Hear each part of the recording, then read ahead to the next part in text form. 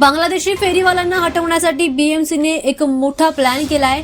मुंबईत अशा प्रकारच्या फेरीवाल्यांसाठी बीएमसीने एक नवीन क्यूआर कोड प्लॅन केलेला आहे। मुंबईमध्ये अवैध विक्री आणि बनावट फेरीवाल्यांवर नियंत्रण आणण्यासाठी महानगरपालिकेने एक मोठा आणि आधुनिक निर्णय घेतलाय।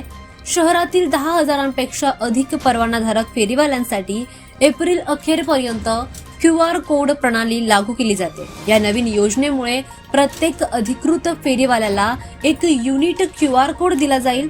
ग्राहकांनी फक्त हा कोड स्कॅन केल्यावर संबंधित विक्रेता खरोखरच परवानाधारक आहे की नाही याची लगेचच माहिती मिळणार आहे। त्यामुळे बनावट फेरीवाले, अवैध विक्री आणि ग्राहकांची होणारी फसवणूक यावर आता मोठ्या प्रमाणात आळा बसणार आहे। त्यासोबतच शहरातील रस्त्यावर व्यापार आणि अधिक पारदर्शक आणि सुरक्षित देखील होईल असं म्हटलं जात आहे। असा विश्वास बीएमसीने व्यक्त केलाय।